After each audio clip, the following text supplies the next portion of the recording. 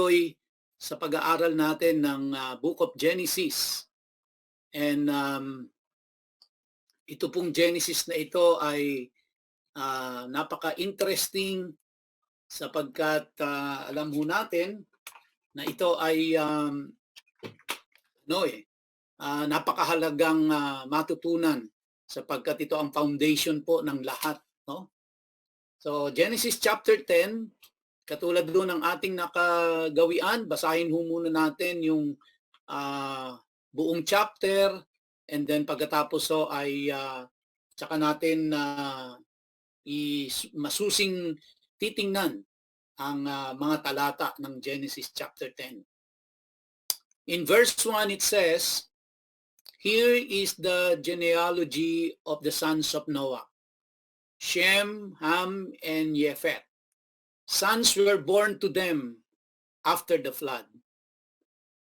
The sons of Japheth were Gomer, Magog, Madai, Yaban, Tuval, Meshech, and Tiras.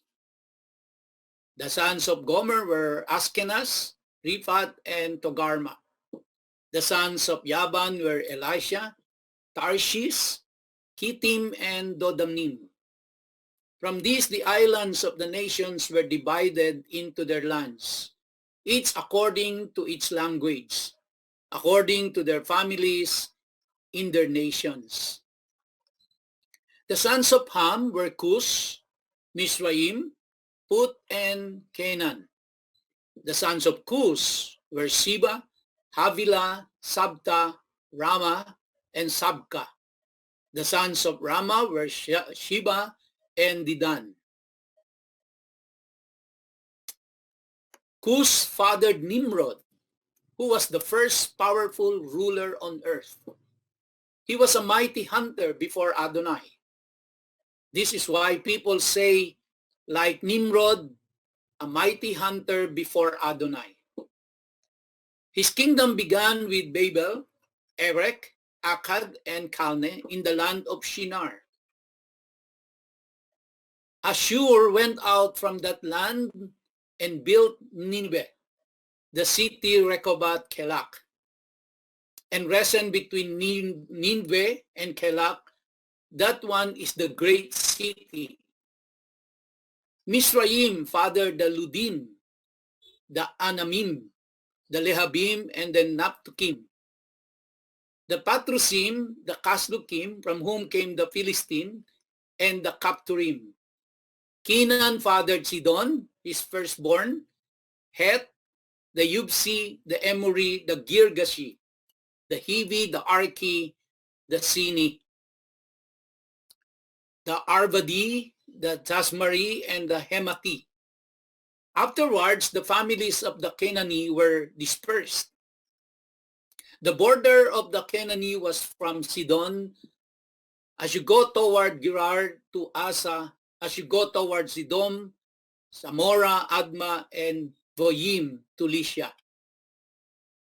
These were the descendants of Ham, according to their families and languages, in their lands and in their nations. Children were also born to Shem, ancestors of all the descendants of Eber, and older brother of Japheth. The sons of Shem were Elam, Ashur, Arpachshad, Lud, and Aram. The sons of Aram were Uz, Hol, Geter, and Mas. Arpachshad fathered Shilach, and Shilach fathered Eber. To Eber were born two sons. One was given the name Peleg, which means division, because during his lifetime the earth was divided. His brother's name was Yoktan. Yoktan fathered Almodad, Shelep, Hatzar, Mavet, Yerak, Hadoram, Usal, Dikla, Oval, Abimael, Sheba, Ophir, Havilah, and Yobab. All these were the sons of Yoktan. Their territory stretched from Mesha as you go toward Shapar to the mountain in the east. These were the descendants of Shem according to their families and languages in their lands and in their nations. These were the families of the sons of Noah, according to their generations, in their nations. From these, the nations of the earth were divided up after the flood. In our last study, last Sunday, tinalakay po natin doon yung blessings and curses na binitawan po ni Noah sa kanyang mga anak. At alam ho natin na natutunan natin na si Ham ay nakakumit ng malaking kasalanan sa kanyang tatay na ito ay kanyang binigyan ng kahihiyan at ang tatay niya ay kumbaga po ay nagbitaw siya ng hindi magandang salita para tungkol sa tatay niya doon sa kanyang mga kapatid. At kaya nga po si Noah ay kinurse niya si Ham. Pero nakita natin doon na ang kinurse ni Noah ay yung kanyang apo na si Canaan na anak ni Ham. Ngunit ang ibig sabihin lang po noon ay kinurse ni Noah yung buong lahi ni Ham. At ito ay hanggang ngayon ay umiiral po ang curse na ito. Generally speaking, of course. And binless niya si Shem na kung saan ay ibinigay niya yung authority, ang pamamahala sa buong angkan nila. At binless niya rin si Yepet na kung saan ay ibinigay niya naman yung wealth. At nakita ho natin na ganito rin yung ginawa ni many years after ay ganito rin yung ginawa ni Jacob nang binless niya yung kanyang anak o yung kanyang mga anak na kung saan ang itinuring niyang firstborn ay si Judah. Kahit na siya yung pang-apat doon sa magkakapatid, pero ang kanyang piniling firstborn ay si Judah at binless niya ito. Binless niya ito ng authority. At alam natin na si Jesus Christ ay doon nanggaling sa lahi ni Judah. At binless niya naman ng wealth si Joseph. So makikita natin there is a pattern, no? At mahalaga po ito na pinag-aaralan natin sapagkat para makita natin at ma-realize natin kung bakit nangyayari ang mga nangyayari sa ating kapanahunan at kung saan ito nagmula pa. Kung saan pa ito nanggaling, no? Now, ito pong Genesis chapter 10 ay itinuring na table of nations ito. Dahil nakita natin yung mga binanggit ho dito na mga lahing sumunod kay Ham, yung mga lahing sumunod kay Yepet, yung mga lahing sumunod kay Shem.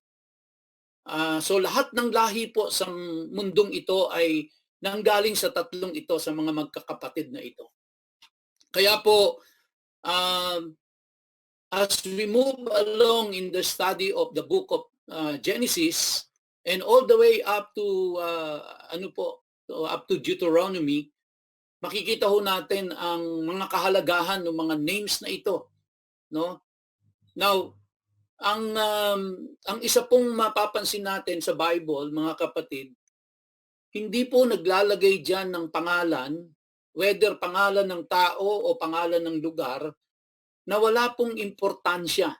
Lahat po ng nakasulat sa Biblia ay mahalaga, kaya yan nandiyan.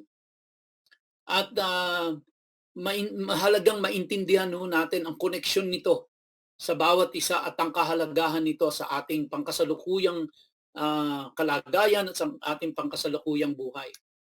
So as we can see, ito pong fulfillment ng blessings na ito at ng curses na ito are currently being carried out.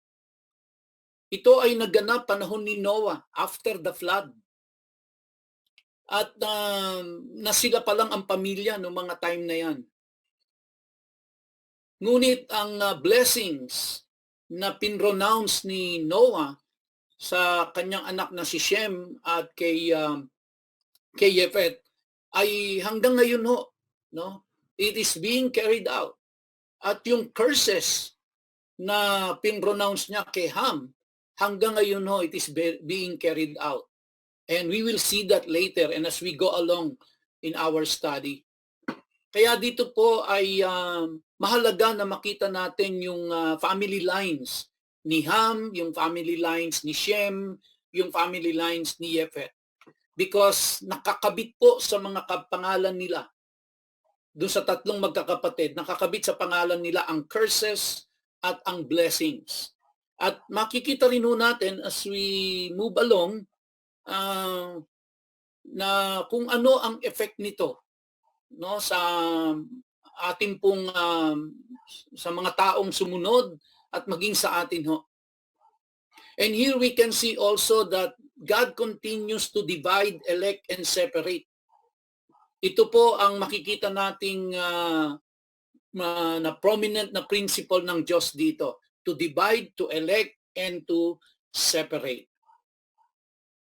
As you can see on the map, on your screen, yung pong mga binasa natin sa chapter 10 ay makikita natin diyan yung mga pangalan na yon kung saan-saan sila napunta, no? And tatlong major na lugar po, ito ay sa Europe, sa Asia, and sa Africa. Yung pong lahi ni Ham ay karamihan ho, sila ay napunta dito sa Africa at ang karamihan naman po sa lahi ni Shem ay napunta sa lugar ng Asia at sa lugar po naman ng Europe ay ang mga lahi ni Yefet, no?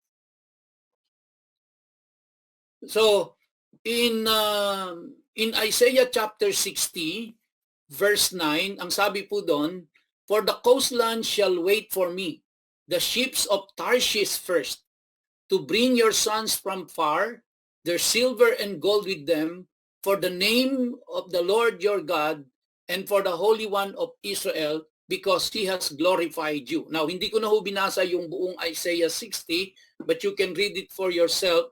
Pero ang nilalaman po nito mga kapatid ay ang prophecy na ang nation of Israel ay muling mabubuo. Ibig sabihin po, babalik sila sa kanilang lupain. Alam mo natin sa kasaysayan na since AD 70, nung nasira na po yung kanilang templo, ay na-disperse na sila kung saan-saan. At nagkahiwa-hiwalay na sila. Konti na lang ang natirang remnants doon sa lugar ng Judah, but yung 10 tribes of the Northern Kingdom ay na-disperse na yon at hanggang ngayon po ay hindi pa sila totally nakakabalik doon. Ngunit itong Isaiah chapter 60 ay binanggit ho dito na sila ay muling babalik, mabubuo ulit yung nations na yon. Kaya may binanggit po diyan, the ships of Tarshish. Now, ito pong Tarshish na ito, actually ito po ay unang pangalan na ibinigay po dun sa Spain at saka sa Portugal. Ngunit ito pong Tarshish na ito is not necessarily only Spain and Portugal, but in general po, ito ay tumatalakay sa mga grupo ng mga Hudyo na na-disperse, no? At napunta sila kung saan.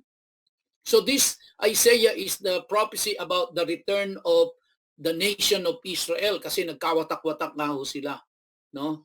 So now, ang pinakamalaking grupo po ng mga Hudyo ay yung tinatawag na Sephardic Jews, and they are primarily from Spain. Yung binabanggit dito na Tarshish. Now, this is so important for us to understand kasi para makita ho natin kung ano ang nangyari dito sa Israel, no? Isang bayang pinili ng Diyos, minahal ng Diyos, pero nagkawatak-watak ho sila at nagkahiwa-hiwalay sila. Pero ang Diyos ay nangako pa rin na sila'y ibabalik doon sa kanilang bayan, which is the land of Canaan, which is the promised land, at ibabalik silang muli doon. And I want to tell you, brothers and sisters, na ngayon po, at this very moment sa ating hong kapanahunan, ay may mga na-identify na ho silang mga lost tribe of Israel, yung mga taga Northern Kingdom. At sila po ay unti-unti na, no? Unti-unti na po na sila ay bumabalik na doon sa kanilang bayan, doon sa Northern Kingdom na tinatawag.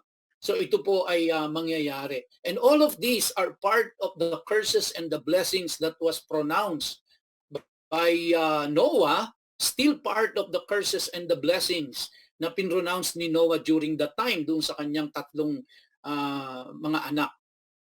Napakahalaga po ng Genesis chapter 10 at ng Genesis chapter 11. Bakit po? Kasi ito pong Genesis chapter 10 and 11 ay ito po yung bridge to the patriarchs. So after the flood, nagsimula na po ang bagong generation. Kasi before the flood, alam natin na namatay na ang lahat ng tao, ang natira na lang ay si Noah, ang kanyang asawa, yung kanyang tatlong anak, at yung kanyang tatlong manugang. Sa madalit salita, 8 tao lang ang natira after the flood. And they started a new generation. Now, in Genesis chapter 10 and 11, ito po ang nag-uugnay sa atin pagpunta ho natin doon sa kay Abraham. Bakit ito mahalaga ito? Kasi si Abraham po ang pinili ng Diyos na kung saan magsisimula ang bayang Israel. No? At dito po sa bayang Israel nito, dito po lalabas ang Messiah, dito lalabas ang tagapagligtas ng buong sangkatauhan. At nakita natin kung ano po yung connection niyan. So, kaya mahalaga yung Genesis chapter 10 and Genesis chapter 11 sa ating pong pag-aaral. Now, nais ko lang mong sabihin sa ating lahat na hindi lang ho si Shem, si Ham at si Yefet ang mga anak ni Noah. Kasi si Noah po ay nung binanggit, nung nagkaroon ng flood, si Noah was already 600 years old. And prior to the flood, marami hong naging anak at naging apo at kaapu-apuhan si Noah. Pero sila po ay namatay kasama dun sa flood, and they were determined by God to be wicked. Kasama ho sila doon. At ito lang yung 3 particular sons na ito at ang kanilang mga asawa ang pinili ng Diyos. Kaya makikita natin na ang Diyos ay nagdi-divide, nag-e-elect, no? At sineseparate niya. So, hindi ho binanggit kung bakit pinili yung 3 na yon. Sa dami ng anak ni Noah, sa dami ng mga apo niya, sa dami ng kanyang mga naging lahi, ay ito lang ho yung pinili, itong 3 ito, no? Si Shem, si Ham, si Yefet. At nakita natin na kaya pinili ng Diyos si Noah ay dahil itinuring ng Diyos na si Noah ay isang shadik, which means righteous. Siya po ay shadik, siya ay righteous, at napabilang itong 3 ito. Again, hindi lang ho ito ang anak ni Noah, si Shem, si Ham, si Yefet. Marami siyang naging anak. And then pagkatapos ho ng flood, marami pang mga naging anak si Noah, pero hindi na ho binanggit sa atin pa eh. Ang binanggit lang talaga si Shem, si Ham, si Yefet, no? Bakit to? Again, nasabi ko nga, basta na ilagay ang pangalan diyan sa Bible, ibig sabihin, mahalaga po yun. Merong purpose yun at merong mahalagang role kung bakit ang pangalan nila ay nabanggit doon sa Bible. So it's just a matter of studying the scripture and digging deeper into it para malaman natin ang mga significance nun. Ito yung mga bagay na hindi na ho natin pinapansin no? Pag binasa natin, una kasi kahihirap i-pronounce ng pangalan at syempre pag binasa natin parang wala tayong makitang relevance sa buhay natin ngayon ng mga pangalan nila na yon. Pero I believe po kung lalaliman lang natin ang pag-aaral natin, makikita natin ang importance ng mga yon. Dahil hindi ilalagay ng Diyos ang mga pangalan na yan dyan kung hindi po mahalaga yan. At kung walang kabuluhan yan sa buhay ng tao. Meron ng kabuluhan yan. So, yung pong ibang mga anak at mga apo at kaapo-apuhan ni Noah, lahat po sila ay napuksa dahil doon sa flood. And as I have said, they were all determined by God to be wicked. No? So, hindi ko ibig sabihin na si Noah at yung si Shem, si Ham, si Yefet at ang kanilang mga asawa at yung asawa ni Noah ay hindi makasalanan, but sila po ay makasalanan din. But God in His wisdom, He has chosen this family to survive and then to start a new generation. No? So, tingnan nun natin ng binanggit sa atin do sa binasa natin kanina na si si Cus, no? Ito po ay galing sa ito po sila ay ang galing sa lahi ni Ham. Ito pong nakikita natin sa screen na ito ay mga galing sa lahi ni Ham. At si Cus, no? Siya po ay yung mga negro, yung mga Ethiopians. Sila po 'yon. At yung si Misraim, siya po naman yung Egypt. At si Put, siya yung Libya. At si Canaan po is siya po yung founder ng land of Canaan. Now, kadalasan po yung mga nandoon sa Canaan, do sa land of Canaan ay tinuturing natin ng mga Arabs, no? Kasi dito sa lahi ni Canaan, dito lumabas yung sa mga Middle East and Orient at akala natin sila yung mga Arabs. Pero actually po ang mga ang mga Canaanites po ay hindi po sila mga galing sa yung mga Arabs po pala ay hindi sila galing sa lahi ni Ham. Ang mga Arabs so ay galing sa lahi ni Shem. No? Galing mo sila sa lahi ni Shem. Okay? Now, meron pong nabanggit sa atin dito na si Nimrod at isa ito sa mga pinakasikat na tao dito sa Biblia at ilathala siya sa kasaysayan at marami pong mga ancient Assyrian tablets na nagme-mention ng kay Nimrod, no? At dito sa binasa natin, binanggit dito na si Nimrod doon po sa verse 8, no? Sabi doon, Cus fathered Nimrod, he was the first on earth to be a mighty man or a mighty hunter. In verse 9 it says, he was a mighty hunter before the Lord, therefore it is said like Nimrod, a mighty hunter before the Lord. Now, hindi po ibig sabihin na si Nimrod, mga kapatid, ay magaling sa paghahunt ng mga deer or ng mga hayop. Si Nimrod po ay tinaguri ang mighty hunter kasi he was a fierce warrior.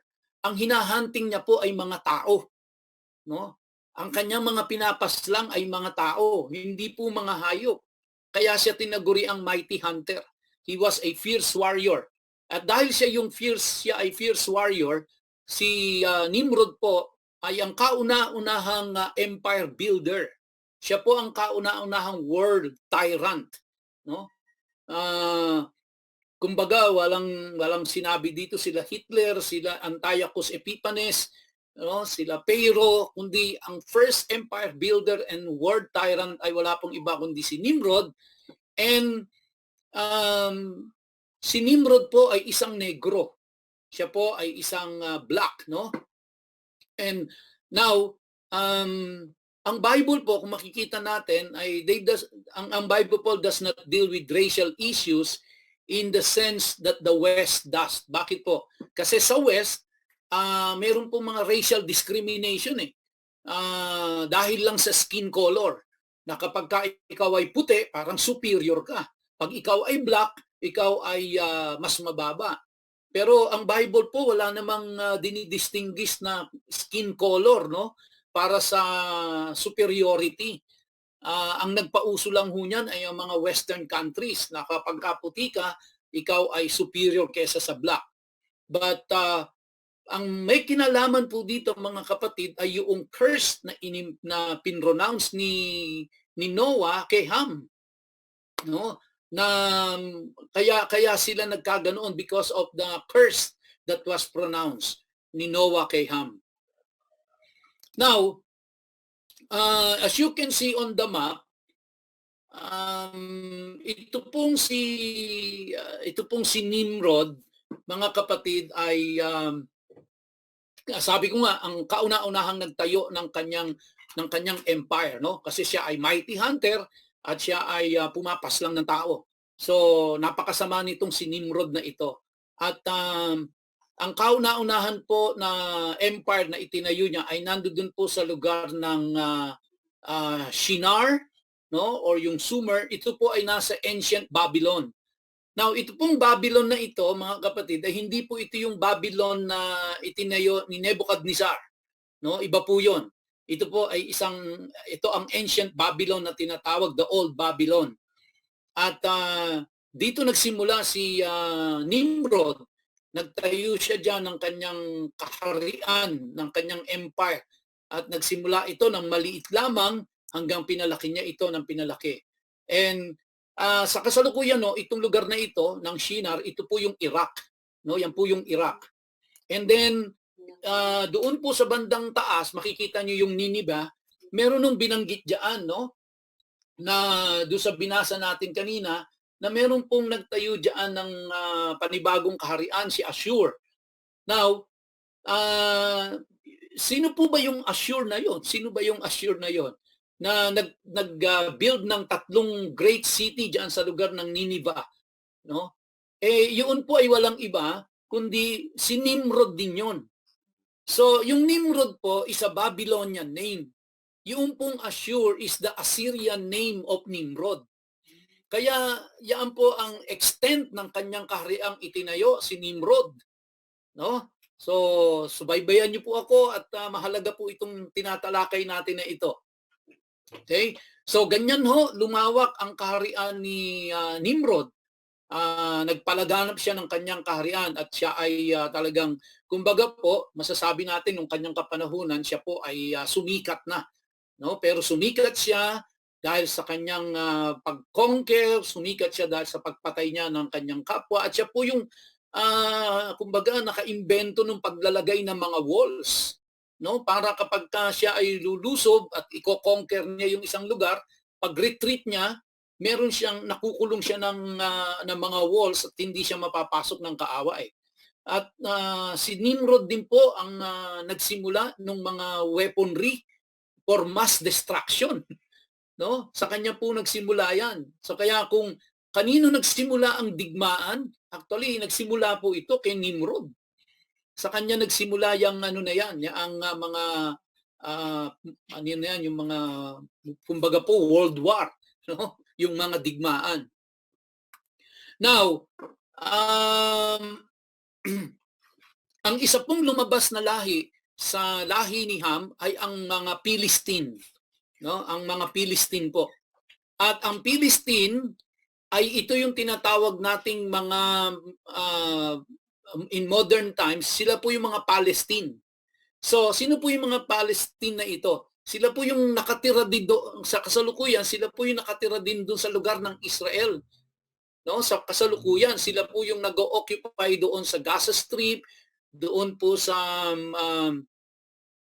northern part, no, ng Israel, at sa kasalukuyan po tinik sa lalamunan ng mga Israelita itong mga Palestine na ito. Now, ito pong Palestine na ito actually ay ano po, no, naging malaking balakid dito sa buhay ng mga Israelita, at hanggang ngayon sila ay mga kaaway nila, no. Now, I have said earlier na ito pong mga Arabs are not from the line of Ham, no? So mga Arabs ay galing sa ano po, sila po ay galing sa line ni Shem. Okay? Now, kaya lang po itong mga Arabs na ito ay nag-migrate po sila, pumunta po sila doon sa Israel para po sila magtrabaho doon sa field, no? At sila po ay nagtrabaho doon sa field ng Palestine, ng Israel, at later on po itong mga Arabs na ito ay pinili nila na mapabilang po sa lahi ni Ham. Although they belong to the line of Shem, pero they chose to be under the line of Ham. At ito po ay isang napakalaking pagkakamali po na ginawa ng mga Arabs, dahil nandoon sila sa line ng blessing dahil sila ay sa line ni Shem, no? They are from the line of Shem, pero they chose to be under the line of Ham. Kaya nung nag-migrate po sila, pumunta sila sa Israel at doon sila nagtrabaho, no? Ano po naging mali ang kanilang naging desisyon na ito dahil yung curse na ibinigay kay Ham ay napunta sa kanila, no? So Palestinian Arabs have in a sense identified themselves to the wickedness of the Philistines and taken on the curse of the line of Ham. Okay? So kaya po yung mga nasa Palestine ngayon na mga Arabs, no, hindi po talaga sila mga Philistine. Hindi sila mga original na Palestine kasi yung Philistine po ay galing sa line naman ni Ham. So itong mga Arabs na ito, they identify themselves doon sa mga Philistine, no? And then kaya yung pong curse na yung curse ni Ham ay minana nitong mga Arabs na ito. At ito po ang isang napakalaking pagkakamali na ginawa nitong mga Arabs na ito. Because nasa line sila ni Shem, kumbaga po lumipat sila sa line ni Ham. At yung curse ni Ham ay tinangay nila, no? Napunta sa kanila yung curse ni Ham. So nakita ho natin yung mga critical decisions na ito, no? Na nasa ilalim ka na ng blessing. Lumipat ka pa sa ilalim ng cursed. And kaya mga kapatid, siguro po sa time natin ngayon, kung titingnan natin, tayo po ay nasa ilalim na ng blessing. Why? Because we are under Jesus Christ. We are in Christ Jesus. So nasa ilalim na ho tayo ng pagpapala. Wag na ho tayong lumipat sa ilalim ng cursed. Wag na ho tayong umalis. Dahil tayo po ay nasa ilalim na ng blessing ng Diyos. No? Kahit ano ho ang mangyari. Kahit ano mangyari, itong mga Arabs ho na ito na nasa line ni Shem, dahil ho sa kaya sila nag-migrate papunta ng Palestine dahil nga walang trabaho, no? Kailangan nila magtrabaho, kailangan nilang kumain. And dahil nandun yung mga Philistine na yon, so nagpa-under sila doon. So dahil lang ho ito mga kapatid, sabihin natin economical reason. For economical reason, ipinagpalit ho ng mga Arabs yung kanilang yung line of blessing sa line of curse. Na wala silang kamalay-malay, no? Na sila ay nasa ilalim na ng blessing dahil nasa line sila ni Shem, lumipat ho sila sa line ni Ham na kung saan napunta sila sa ilalim ng curse. So yan ho yung kwento diyan, no? Now, sino naman po itong si Shem naman?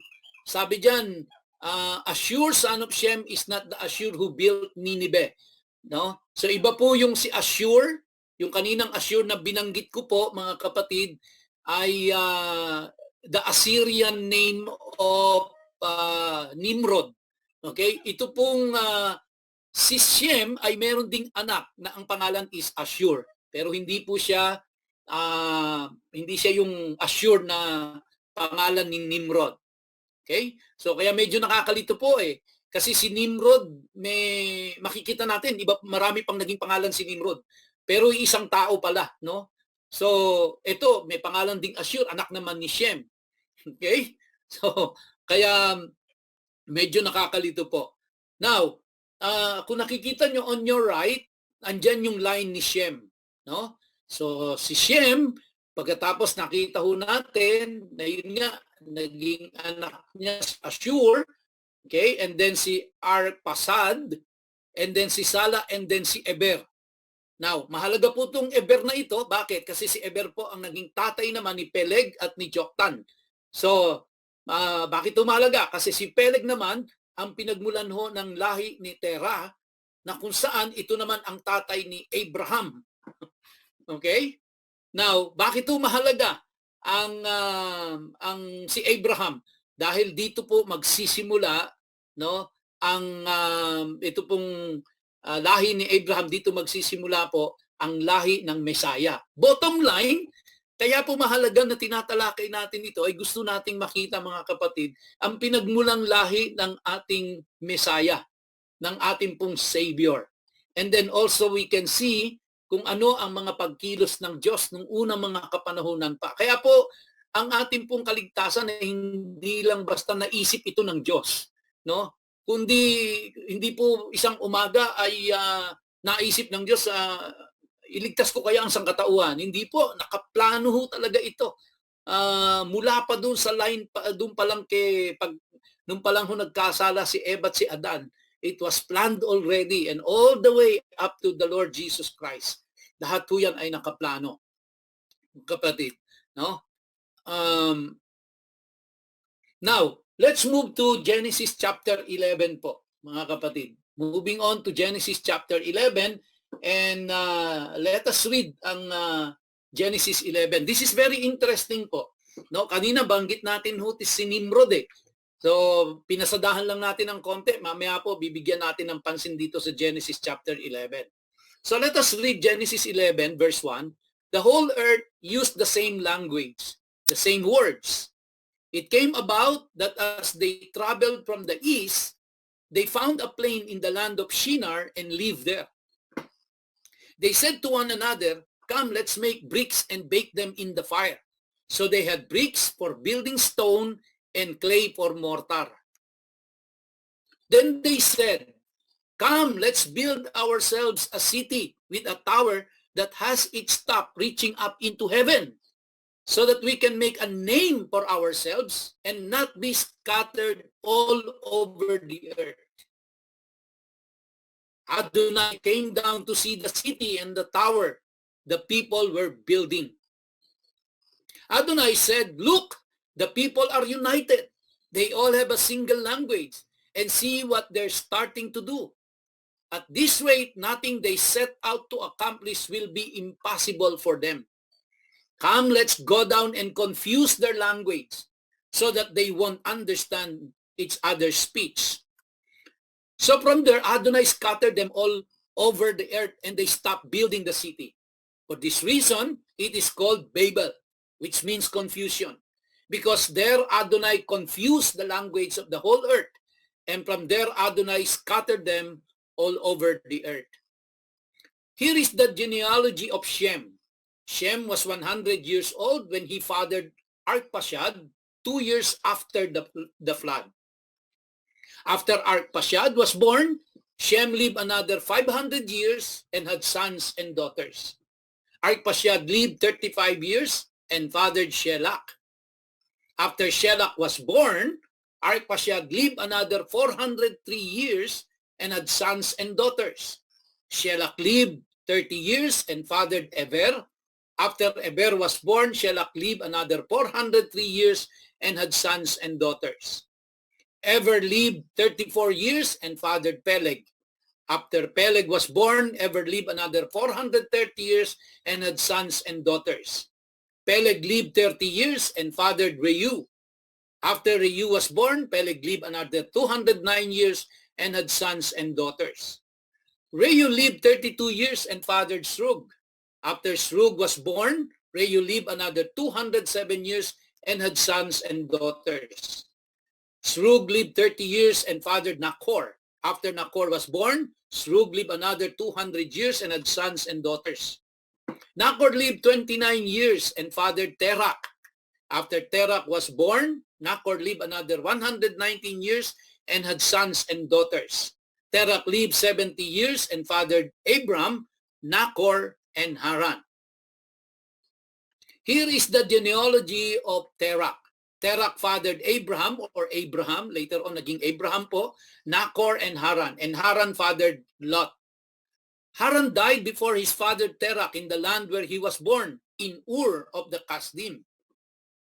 Then Abram and Nachor took wives for themselves. The name of Abram's wife was Sarai, and the name of Nachor's wife was Milcah, the daughter of Haran.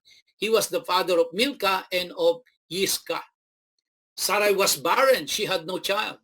Terach took his son Abram, his son Haran's sons Lot and Sarai his daughter-in-law, his son Abraham's wife, and they left Ur of the Kasdim to go to the land of Canaan. But when they came to Haran, they stayed there. Terah lived 205 years and he died in Haran. So, now, in Genesis chapter 11 po, makita natin dito na ito po yung lahi na. Kaya sabi ko kanina na from Genesis 10 to 11, ito po yung napakahalaga dahil ito yung mag-uugnay sa atin from the new generation after the flood, papunta po kay Abraham na kung saan ito ang taong pinili ng Diyos na pagsisimulan ng lahi ng Israel na kung saan doon manggagaling ang lahi ang ating tagapagligtas. So, kung tutusin po mga kapatid, sa ating pong kasaysayan na naalala, si Abraham ay tinawag ng Diyos from the land of Ur, no? Para pumunta po sa una hindi niya alam kung saan pupunta, pero dahil hindi specify sa kanya, pero he was told by God na to get out from the land of Ur, no? At pero kung titingnan natin, ang nagsimulang mag-move talaga dito ay yung tatay niya, si Terah, no? At so they move from makita ho natin yung sa diagram natin, no? They move from the east, papunta po sila ng south, and actually this is very symbolic po yung kanilang pag-alis na ito, yung pag-alis ng mga tao at pag-alis nila from the east, no? Ang sabi po ng mga theologians, ito daw po ay symbolic na they are moving away from God, no? Kasi they are moving from the east to, no? Hindi po papunta sa east kundi from, paalis ng east. And sabi ho ng mga Bible scholars in their analysis, even the Hebrew sages, they said na ito daw po ay moving away from God, yung sinisimbolize nito. So, balikan ho natin sandali, pagkwentuhan lang natin sandali si Nimrod, no? Dahil mahalaga itong Nimrod na ito. Kanina ho nabanggit ko na ang kanyang sinimulang lugar na pagtatayo ng kanyang kaharian ay yung pong Babel or Babel. Now, ito po yung ancient Babylon, not the Babylon of Nebuchadnezzar. And probably he took over a small city and then pinalaki niya na lang po ito. And lumaki yung kaharian na ito at nagtayo pa siya ng 3 great city doon po sa lugar ng Assyria naman. Now, and then isipan ho nila na sila ay magtayo ng isang tower. Ito pong tinayo nilang tower na ito, kilala natin sa the Tower of Babel, ito po ay yung tinatawag na ziggurat. Ano po ba yung ziggurat? Yung ziggurat po, ito po yung pyramid. No? Kaya sa lugar po ng Iraq at sa lugar po ng Assyria, marami ho talagang nakitang mga ano doon, na mga ziggurat. Ito ay pyramid na mayroong step. No, mayroong step. So yan po yung binild nila Nimrod, no? At anong purpose nila? Bakit nila binild itong ziggurat na ito? Unang-una po para kumbaga po makarating sila sa langit. Makarating sila sa langit. So kumbaga gusto nilang ipakita sa Diyos na kahit wala ka, kaya naming makarating sa langit. And kaya naming we can make a name for ourselves, no? And at ang isa pa pong layunin nila dito ay para wag sila magkawatak-watak, wag sila magkahiwa-hiwalay. Now, seemingly maganda po yung intention, wag magkahiwa-hiwalay. Pero ang ano po kasi ang commandment ng Diyos sa kanila is to scatter all over the earth and populate the earth. And so, ito pong purpose nila ng pag-build ng ziggurat na ito o ng temple na ito sa Babel, wala pong ibang sinisignify ito mga kapatid kundi rebellion. Ito po ay isang pagre-rebelde laban sa Diyos, no, na hindi ka namin, kumbaga po parang sinasabi nila Nimrod at ang mga taong at ang mga kasama niya na hindi namin kailangan ng Diyos. Kaya namin sa sarili naming kaparaanan. Kaya namin makarating sa langit kahit wala ka. At kaya namin gawin ito dahil sama-sama kami. Dahil united kami, no? So, kaya hindi po ito nagustuhan ng Panginoon. Dahil yung pong layunin dito ni Nimrod is to make a name for himself, no? Kumbaga po, gusto niyang i-build yung kanyang reputation, no? Kaya ito po ay maliwanag na pagsuway at paglabag at pagrebelde laban sa Diyos. Now, hindi na ho bago ito mga kapatid sa atin dahil hanggang ngayon no, nakikita natin ito. No, nakikita natin ito sa mga maraming leaders ng maraming bansa at hindi lang ho sa mga leaders, nakikita rin natin ito even sa mga ordinaryong tao ay nakikita natin lalo na doon sa mga tao din na they were able to be successful on their own at sinasabi nila na sila yung self-made man at nakita nila because they have the money, because they have the power, because they have the influence, and because they are in good health, ay sinasabi ng tao na we don't need God anymore. At old-fashioned na ang Bible, old-fashioned na ang salita ng Diyos, and we don't need that at this point in time. Hindi na natin kailangan yan. Kaya nga po kapag talagang nag-preach ka purely on the Word of God, lalo na po itong pinag-aaralan natin na ito, babasahin mo yung mga pangalan yan, a lot of people are not interested on this anymore. They are not interested on Genesis, Exodus, Leviticus, Numbers, and Deuteronomy. They don't care about the Torah. They don't care about the law of God. They don't care about the Bible because they were able to make a name for themselves. They were able to unite by themselves and they don't need God anymore.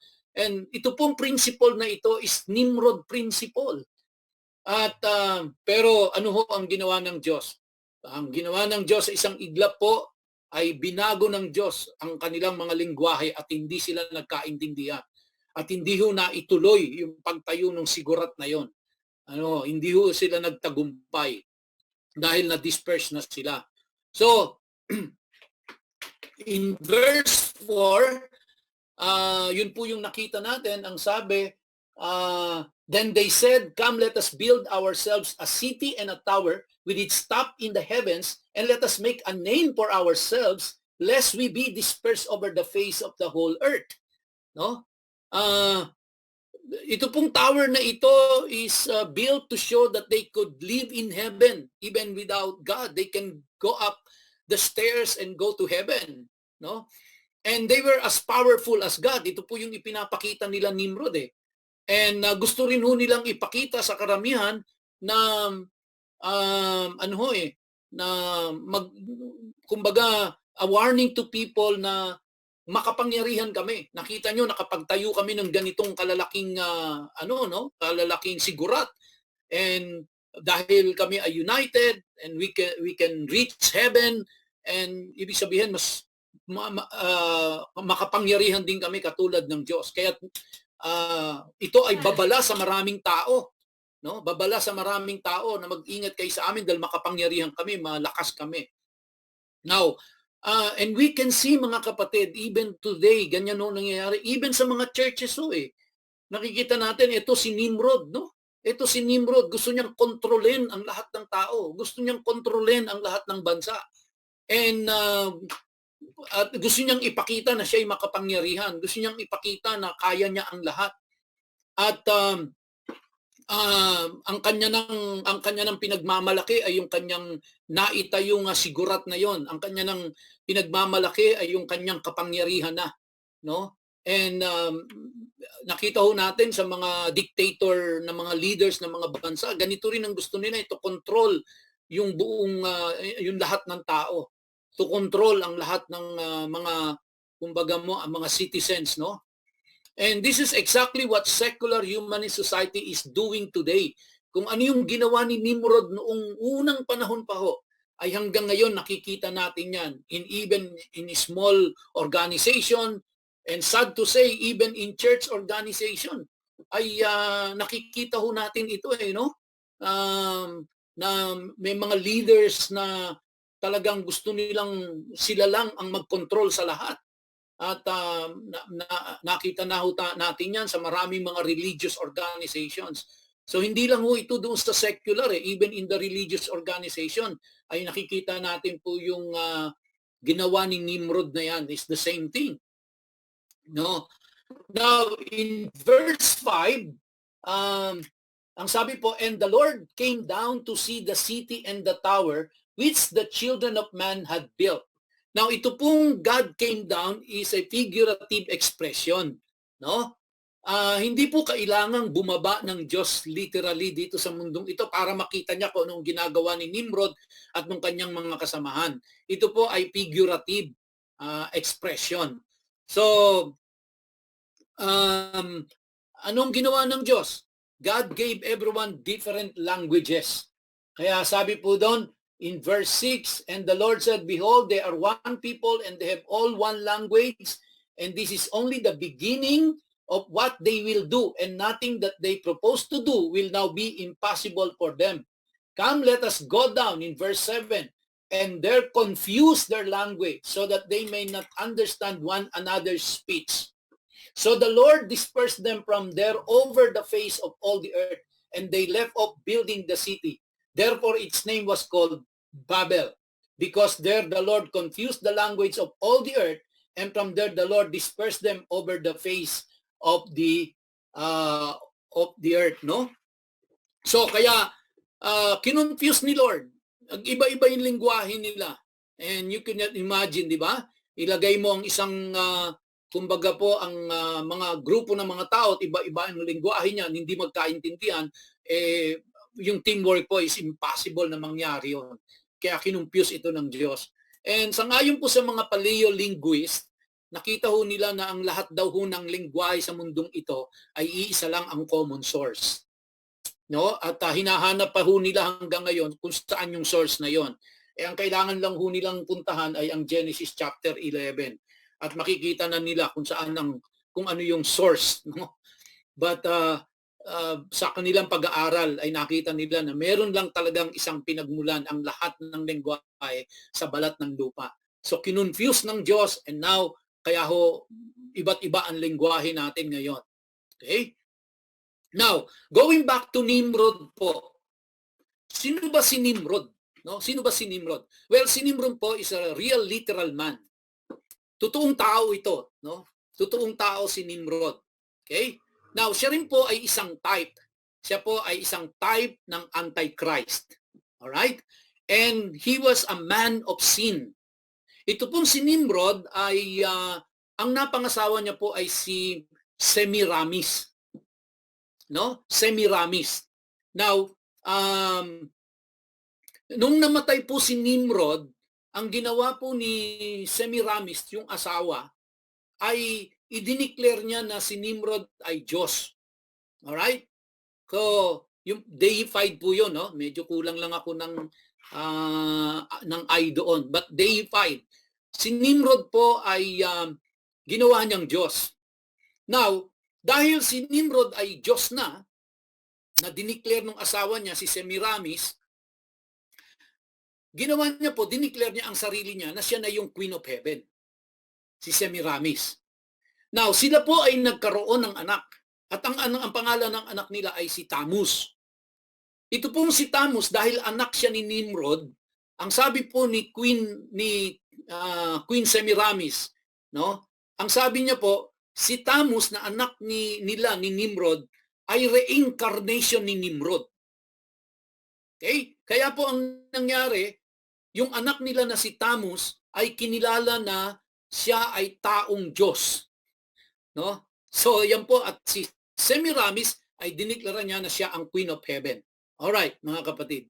Yan po ang naging standard formulation ng lahat ng false religion sa mundong ito. Kaya yan po yung tinatawag na Babylon Mystery Religion. Okay? So lahat po ng false religions ay dito po nagmula. Dito po sa ginawa ni Semiramis na ito, ginawa ni Nimrod. Kaya po, kung makikita natin, matetrace natin lahat po ng mga religion, dito po sila nagsimula. Ito ang pinag-ugatan ng lahat. Except, of course, yung pong Christian religion, no? Yung yung pong nananampalataya sa Diyos Amang nasa langit, sa Diyos Amang, sa Diyos Anak, at sa Diyos Espiritu Santo. Kaya namumukod tangi po tayo.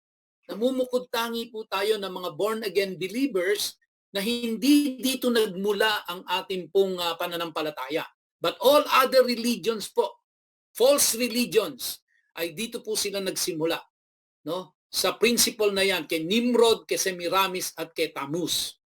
Okay? Si Semiramis po, mga kapatid, ay tinaguri ang fertility goddess.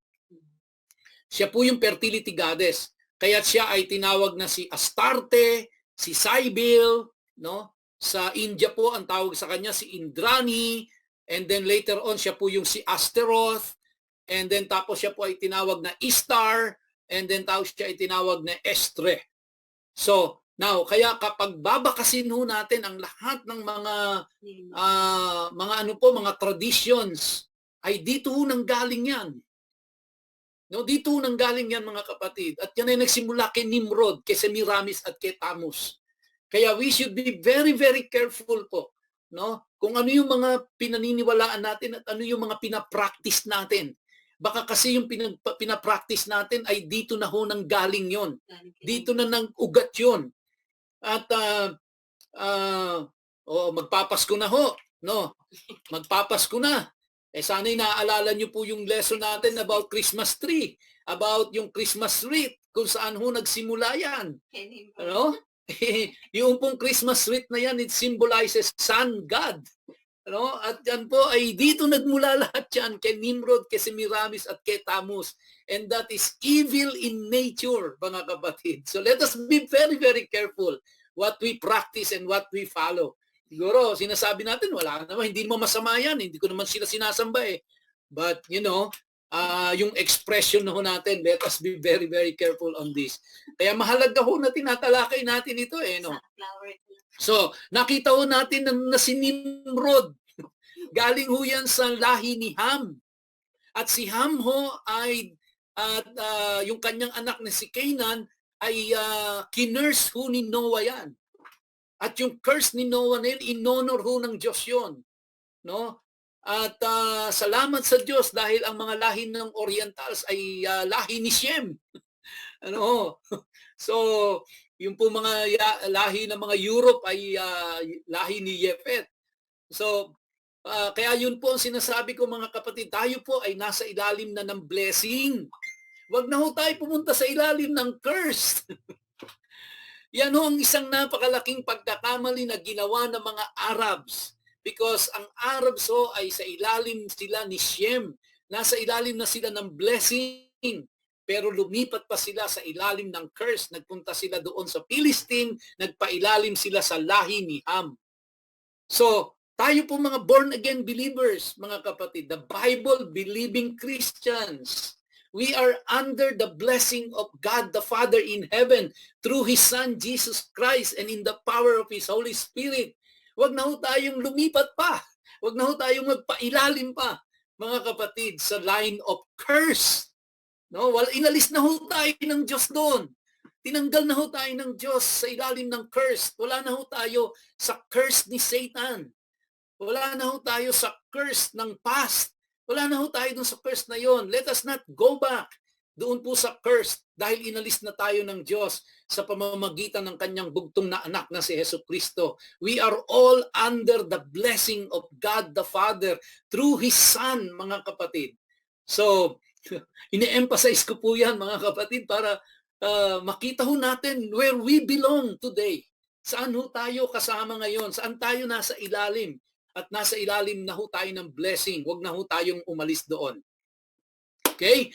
So si Nimrod ho, mga kapatid, kung hindi nyo pa alam, ay ito ang iba't ibang naging pangalan ni Nimrod. Sa biblical account, siya po si Baal. Siya po si Marduk. Siya po si Molech.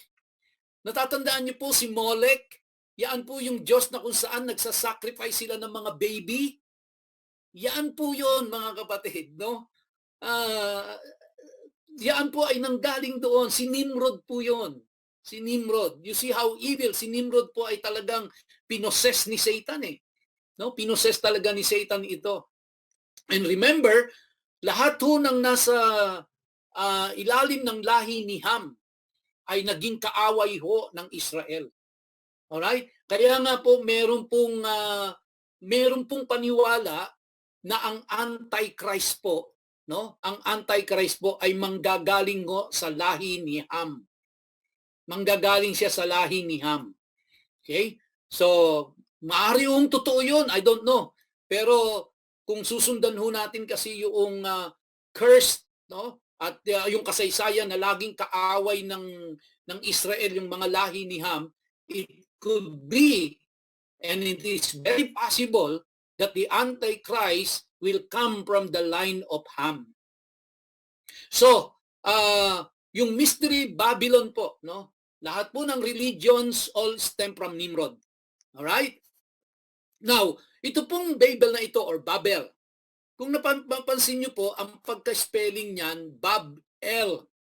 Now, yung pong L, mga kapatid, no, yung EL, ay yan po ay Hebrew word na ang ibig sabihin niyan ay highest God. No? Highest God. Pero, kaya ang ibig sabihin po nung Bab-El, yan po ay city of God. But because, dahil po doon sa ginawa ni Nimrod na yon, mga kapatid, ang ginawa po, pinalitan yan ng ibig sabihin na ng Bab-El ay confusion. Okay? Confusion po. Now, ano po ang gustong mangyari ni Nimrod, di ba? Ipunin niya ang lahat ng tao under his control, i-gather niyang lahat, at sabi dito ay nag-unite sila. Well, may masama ba dun sa pag-unite? Well, depende po. No? Kapag ang unity ay ito po ay kailangan makita natin kung kanino nang gagaling at sino, no? Ano ang pinagmumulan ng unity at sino ang pinanggagalingan ng unity? Dito po sa account na ito, yung unity na ito ay nanggaling kay Nimrod. At ang purpose ng unity na ito ay napaka-evil, no? So kasi maririnig natin sa maraming churches, mag-unite tayo, kailangan merong unity sa church, merong ano. Pero kapag ito pong unity na ito ay man-inspired, kapag ang unity na ito is not from God, then hindi po maganda ang unity na ito. No? Ang unity po na maganda ay lahat tayo nakaugnay kay Hesukristo. Si Hesukristo ang nag-unite sa atin. Yun po ang tunay na unity na hindi po ito bunga ng botohan. Hindi po ito bunga ng ng concession, hindi po ito bunga ng majority rule. Ang unity among Christian ay hindi po bunga ng majority vote, kundi ang unity po ay bunga ito ng pagkakaugnay natin sa Panginoong Jesucristo. Yun po ang totoong unity. Dito po, inspired by Nimrod yung unity nila rito, at merong evil intent kung bakit niya gustong i-unite yung mga tao. At gusto niyang siya ang maghari sa lahat, no? So, kaya po in the millennial kingdom, no, si Satan po, mga kapatid, ay ito ang kanyang ipopromote. Ito pong one world government, which is hindi po malayo yung mangyari ito. Maaring maganap ito sa ating kapanahunan na magkaroon ng one world government. Iisa na lang ang leader ng buong mundo, no? Ng buong mundo. Kumbaga, isa lang ang presidente, lahat ay governor na, kumbaga. So, ito po ay one world government, one world religion. Ito po ang pinopromote ni Satan. At ito ang mangyayari. Dahil kanino po nagmula yan? Nagmula pa ho yan kay Nimrod, mga kapatid. Kay Nimrod pa ho. At ano ang layunin ni Nimrod? Wala pong iba kundi to rebel against God. Sabihin sa Diyos na hindi ka namin kailangan, kaya namin ito kahit wala ka, mabubuhay kami kahit wala ka, kaya naming marating ang gusto naming marating kahit wala ka, at kami ay mag-unite kahit hindi ka kasama, ay kaya naming magawa ang gusto naming gawin. Ito po si Nimrod, mga kapatid. Ito si Nimrod. No? So, tapos na po ako, mga kapatid, at pupuntahan nun natin si Abraham later on, at alalahanin natin na ang tatay ni Abraham ay si Terah, at meron siyang kapatid, si Nahor at si Haran. At si Haran po ay namatay, no? Namatay si Haran, kaya doon sa pinuntahan nilang lugar, yun po ay pinangalanan nilang Haran. At si Haran ay meron pong anak, at ang anak niya ay si Lot, no? And si Abraham naman, ang pangalan niya pa ay Abraham noon, ay napangasawa niya si Sarai. Si Sarai po ay half-sister niya ni Abraham, no? Half-sister niya. Okay? And so, ito po yung, at dito na, magmula po chapter 12 mga kapatid, ay magsisimula na tayo na babakasin na natin yung pong lahi ni Abraham at hanggang makarating ho tayo sa bayang Israel. Again, ulitin ko po, ang bottom line ng lahat ng ito ay kung saan magmumula yung Messiah na si Jesus Christ. No? Kaya haba-haba man po ng ating mga kwentong ito at sinubaybayan natin, pero makikita ho natin na ang bottom line nito ay kung saan nagmula ang Messiah, ang ating tagapagligtas. Okay? Now, doon po sa kanilang pinanggalingan, doon sa Ur, ang Diyos po nila doon ay si Hurki. No? Si Hurki. Kaya wag niyong papangalanan ho yung anak niyo ng Hurki. No? O kaya wag niyong pangalanan yung aso niyo na Hurki. Dahil yan pong si Hurki ay ang the moon god ng mga taga-Ur. Okay? At yung pong moon god na ito, later known as sin and in Islam as Allah. Kaya po si Allah ay moon god ho yan. At ang pangalan niya talaga originally ay Hurki. No? At ang naging pangalan niya later on ay Sin. Kita nyo, pangalan pa lang, talagang kasalanan eh. And then naging Allah ho sa Islam. So, mga kapatid, hanggang dito na lamang po ang ating pag-aaral sa Genesis chapter 10 and chapter 11. Again, ulitin ko lang po, ito po ang ating naging bridge magmula po dun sa new generation after the flood hanggang papunta kay Abraham, na kung saan po dito na magsisimula ang lahi ng mga Israelita, ng mga Israelites. Ano po? At yan po ang susunod na mga tatalakayin natin. Okay? So praise the Lord. Purihin po ang ating Panginoon. Salamat po